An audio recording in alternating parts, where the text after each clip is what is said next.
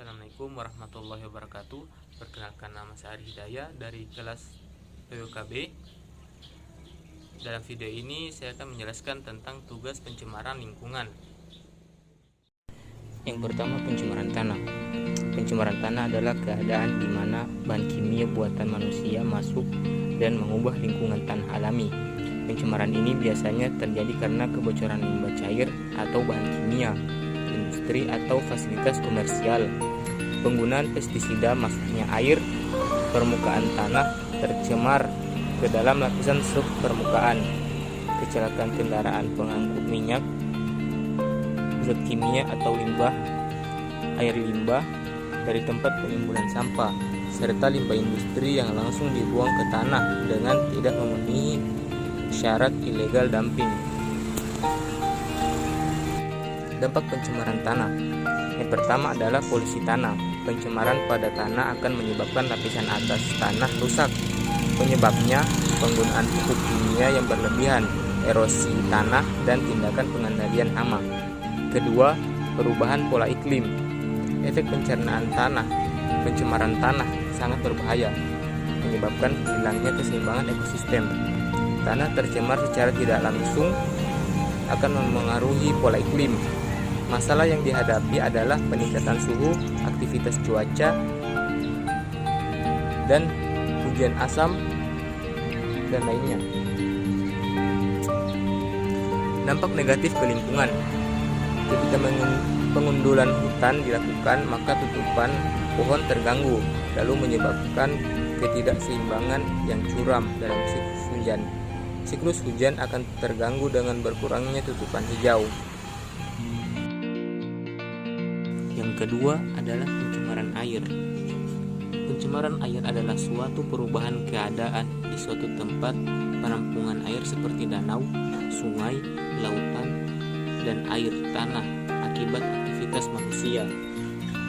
Menurut PP nomor 20 tahun 1990, pencemaran air adalah masuknya atau dimasukkannya makhluk hidup, zat, energi, dan atau komponen lain ke dalam air oleh kegiatan manusia sehingga kualitas dari air tersebut turun hingga batas tertentu yang menyebabkan air tidak berguna lagi sesuai dengan peruntukannya. Sumber-sumber pencemaran air. Yang pertama, limbah industri. Bahan kimia cair maupun padat dari sisa bahan bakar seperti tumpahan minyak dan oli. Kebocoran pipa-pipa minyak tanah yang ditimbun dalam tanah. 2. Penggunaan lahan hijau atau hutan untuk membangun sesuatu. Ketiga, limbah pertanian. Keempat, limbah pengolahan kayu. Kelima, penggunaan bom oleh nelayan dalam mencari ikan di laut. Dan yang terakhir, limbah rumah tangga.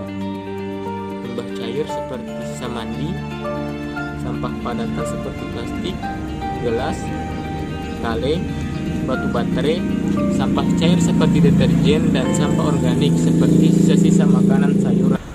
Dampak pencemaran air. Yang pertama, dampak terhadap kehidupan biota air. Jika terlalu banyak zat pencemaran pada air limbah, akan menurunkan kadar oksigen yang terlarut dalam air. Akibatnya kehidupan dalam air yang membutuhkan oksigen menjadi terganggu dan mengurangi perkembangannya. Kedua, dampak terhadap kualitas air tanah. Pencemaran air pada tanah dapat diukur melalui Fecal Coliform. Telah terjadi dalam skala yang luas. Hal ini dibuktikan oleh suatu survei sumur dangkal di Jakarta. Banyak penelitian yang mengindikasikan terjadinya pencemaran tersebut. Ketiga, dampak terhadap kesehatan. Dampak pencemaran air terhadap kesehatan akan menularkan bermacam-macam penyakit, antara lain air sebagai media untuk hidup mikroba patogen. Air menjadi serang dan menyebarkan penyakit. Jumlah air yang tersedia tidak cukup, sehingga manusia yang bersangkutan tak dapat membersihkan diri. Mungkin cukup sekian untuk penjelasan video ini.